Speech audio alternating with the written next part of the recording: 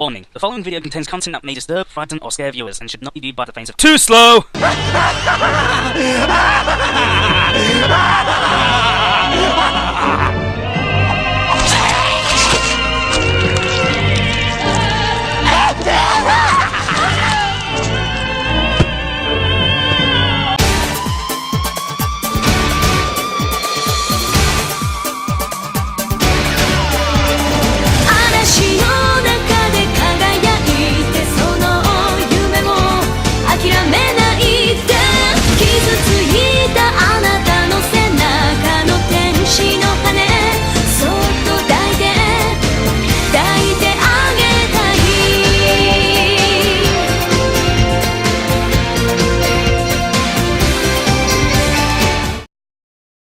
Fear. The Oxford English Dictionary defines fear as being an unpleasant emotion caused by the threat of danger, pain, or harm. Be it a legitimate rational fear, or just plain paranoia, all of us feel fear sometimes. Some of us may be even in a situation where we fear a potential event, such as a scene from a movie, or something from a video game. Speaking of video games, I have comprised a list of the top 15 things in games that crap me out the most. These can be from anything, horror game or no. However, for a game to appear on this list, I have to have played it. And given that I haven't played many horror games, Darkseid and Eternal Darkness will not appear on this list. Also, I am limiting this to just one thing per series, just to switch things up a bit. And lastly, since this is a list of scary, freaky and disturbing things, I will probably be spoiling anything and everything from any of the games I list on there. So please be warned.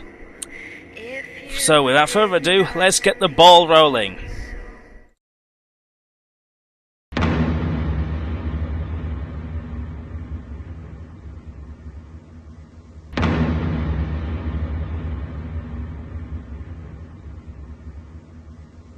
Let's start off with a rather obscure PC downloadable game. Yume Nikki is a pretty simple game, where you have to collect a ton of things that allow you to change the appearance of your character, Madotsuki, to a cat, to a traffic light, to a disembodied head. Yeah, I don't get it either. Anyway, this game is very weird. It's very open-ended and has no easily discernible path to each accessory. In fact, if you made your way through the game without looking at any kind of reference material, then you are a god. You really are. At one point in the game, you'll find a small house containing a young girl called Poniko. As you walk in, right next to the door there's a light switch which you can flick if you wanted. The thing is, for the creepiness to actually happen, it is likely you will have to continually walk into the house and flick the switch, a process that can either happen on your first try, or even take an hour to achieve. However, it is obvious when it works. Why is that?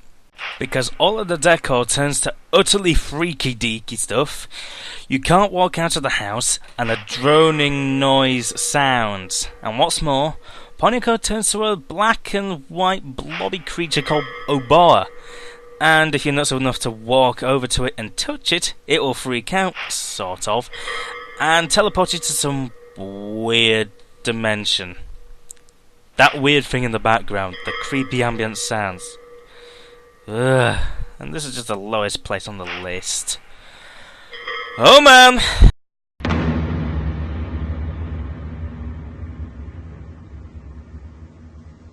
The Final Fantasy series is not famous in any capacity for very dark storylines or being particularly creepy.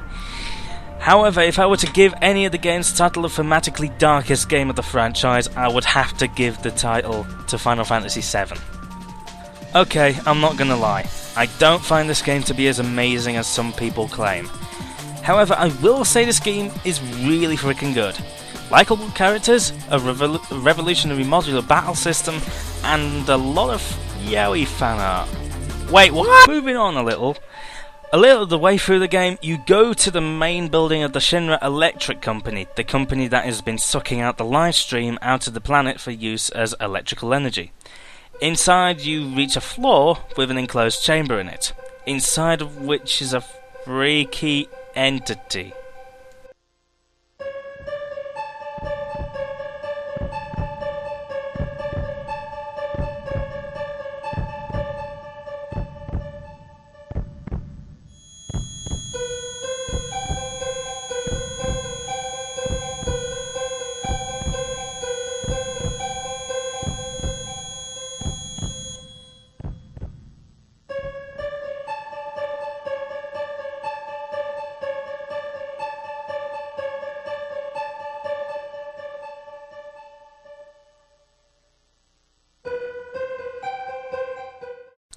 Yeah, what Barrett said.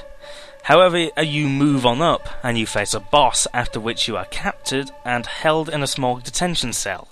You go to sleep. After you wake up, you find the doors to the cells are unlocked. You go outside and find the guard outside is dead, cut with a weapon.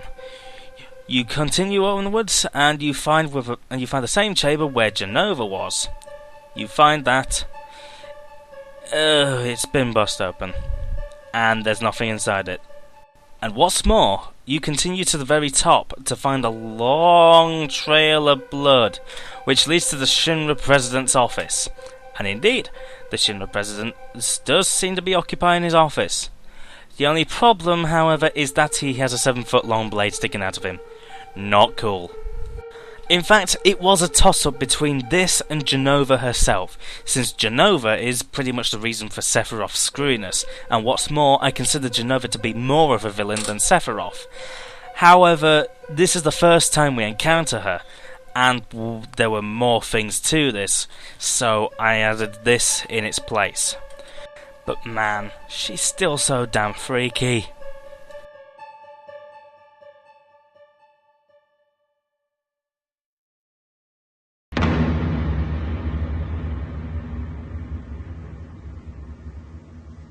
Super Mario 64. Who doesn't remember this game? It set the standard for 3D platformers and is to this day still one of the most influential games of the past 20 years. Incredible level design, beautifully composed and upbeat soundtrack, colourful graphics and an atmosphere of utter wonderment.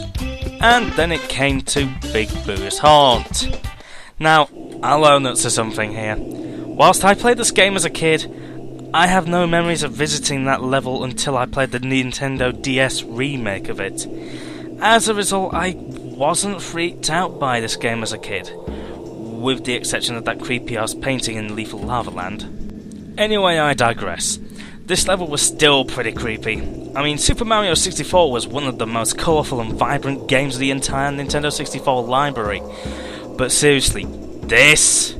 A creepy carousel with an unusual song, a library where the books pummel you as you pass them, and nom nom nom, hungry piano time! I can only imagine the terror a kid would have felt playing this game and finding this level, playing through it to find a room where they needed to pick up one of the red coins, only to be greeted with the nom nom nom, hungry piano. Ah well, at least the rest of this game isn't that bad.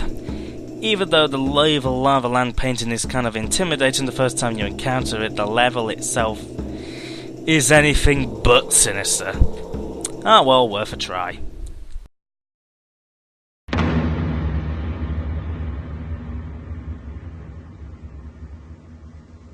Once again, I'm going to be incredibly honest. Just like Final Fantasy VII, I don't think Half-Life 2 is anywhere near as good as people say. In fact, now that I look at it from a critical perspective, I can't help but see its flaws now. But that's for another time. Time for a short nostalgic road trip! You see, as a kid, my dad bought me this game called Half-Life for the PS2. When I played it, I beat the hazard course, and then I got to the main game. When Gordon Freeman causes the facility to be overrun by aliens, you were transported temporarily to the planet of Zen. I saw those bull squids and I freaked out so hard, I shut the game off, and didn't play it for well over 5 years. When I did eventually get the balls back to trying to replay the series, I decided to install Steam on my computer, and installed the Half-Life 2 demo. The first level consisted of first sections of the level point insertion, and the second level consisted of the first half of We Don't Go to Ravenholm. And as I'm pretty sure we all know, Ravenholm is one freaky place. An entirely zombie-infested town that was once peaceful. It is the 6th chapter of the game. Entered just as Black Mesa East is destroyed. You enter the town and almost immediately you see everyone is a zombie. It's freaky. I'll admit, I'm not as keen as I used to be on the Half-Life games, Half-Life 2 especially, but Ravenholm is one place that I always dread visiting, primarily because of how dark it is, as well as the massive number of zombies in there. And not just the standard zombies, but also the fast zombies and poison zombies. And fast zombies are nightmare-inducing! Yeah, this place is pretty freaky. It's the most dreadful place in the game, and it's incredibly disturbing and creepy. And that's why I absolutely love it. I may not love the game like I used to, but it's the little things that keep you going.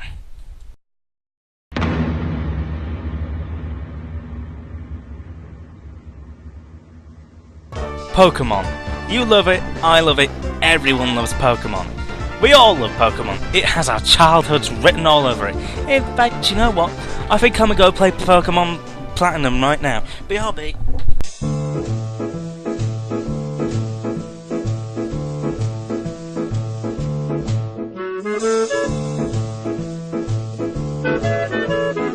Okay, seriously, what is up with the distortion world? As you first reach the summit of Mount Coronet, you find Cyrus trying to summon Giratina to do his bidding. The world kinda goes nuts, and Giratina ultimately summoned as a black figure with pointed wings. And then...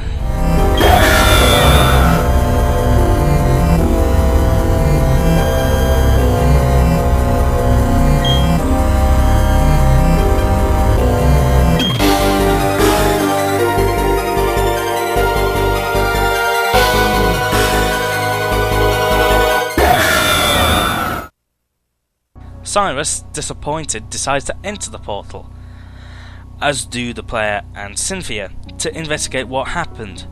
And looky-doo, the distortion world happens. The distortion world, or more appropriately named Torn World in the Japanese release, ignores pretty much the most basic laws of physics, which more or less means you walk up walls, assuming they are walls. I don't even know, this place is weird. From time to time you'll see Giratina fly by in the background, kinda like Nightmare from Metroid Fusion. And you'll see the Lake Fairy Trinity throughout the environment, giving you some assistance throughout. All with a droney creepy soundtrack in the background. You know, saying Lake Fairy Trinity makes it sound like a magical girl anime. The problem I have with this section is that it's incredibly difficult to navigate. I don't even know, but whilst that is the point, actually, I don't even know. What is real?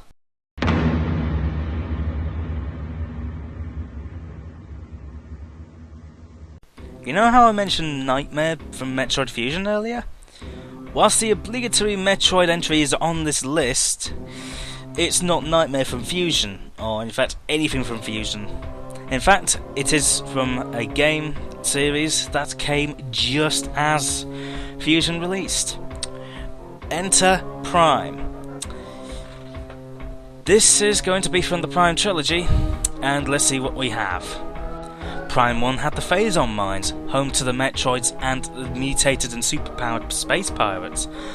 Prime 2 had the entirety of Dark Ether, that thanks to its dark and brooding atmosphere, and the fact that it hurts you if you so much as breathe its air, can count as this list. And Prime 3 has my pick for the number 10 position on this list. The GFS Valhalla is touched upon fairly early on in the game, but what if you were told that you had to complete the game by entering it? Valhalla was a part of the GFS fleet that was hijacked by the space pirates, with every single marine on the ship turned to husks, and the Aurora 313 Unit 313 stolen from the station. As for the station itself, it's pretty bloody wrecked. Nothing on the ship functions properly anymore, with the exception of the doors and a couple of other things. Yeah, joyful.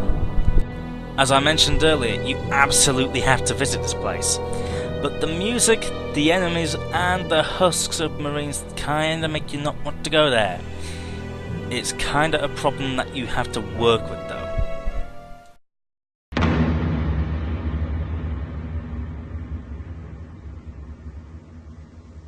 Metal Gear Solid 2 gets way too much hatred for what it is. It improves everything and anything of the original game that could be improved, with Raiden as a new protagonist, who seems to be the butt of all the jokes surrounding MGS2. But come on, he's a good protagonist, and he ultimately turns badass down the line. But before this becomes a full-blown tirade over why Metal Gear Solid 2 is overhated, I just want to come to a point. Well, one thing about this game. Arsenal Gear is freaking creepy! It's only one level in the game and it doesn't last for very long at all, but its lasting impact is anything but. Before you enter Arsenal Gear, you are given orders to get Emma back to the Shell 1's core in the Big Shell. However, you are compromised as Vamp attacks her, leading you to hurry over to the core. You find out that the virus Emma tried to install failed to install correctly, and there are no effects of what did install. Snake and Mr. X ultimately get you onto Arsenal Gear, with all the creepy noise, in the fact that Raiden is now naked, and you have no viable way of protecting yourself, meaning if you are spotted, then it's good night Vienna. The thing is, as you enter Arsenal Gear, Rose and Raiden channel one another's angst, and then you enter the Jejunum, where the Colonel gives you a mission and an objective to fulfill. However, any future codec call you get from him is less than normal. Raiden, turn the game console off right now. What did you say? The mission is a failure. Cut the power right now. What's wrong with you? Don't worry, it's a game. It's a game just like usual. You'll ruin your eyes playing so close to the TV. What are you talking about?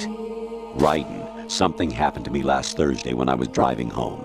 I had a couple of miles to go. I looked up and saw a glowing orange object in the sky, to the east. It was moving very irregularly. Suddenly, there was intense light all around me, and when I came to, I was home. What do you think happened to me? Huh? Fine. Forget it.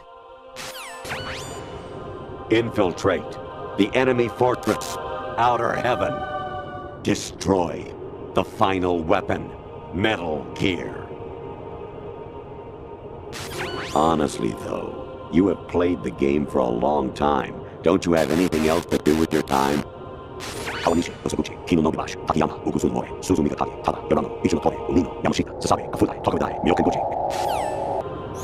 I hear it's amazing when the famous purple stuffed worm in Flapjaw Space with the tuning fork does a raw blink on Harry Carey Rock. I need scissors. 61. If you continue to talk to him, you may see the Colonel's face turn to a skull. When I saw this for the first time, I jumped in my seat because I did not expect that in the slightest. And what's worse is that when you reach the ascending colon, the Colonel will continually codec call you, and your Soliton radar will change to a picture of a Konami girl. Once that's done, Rose will talk to you, identifying herself to be a spy, but also announcing to Raiden that she is pregnant. And she says this with dead eyes. This is really too much creepy for words. Can we move on, please? Just move on.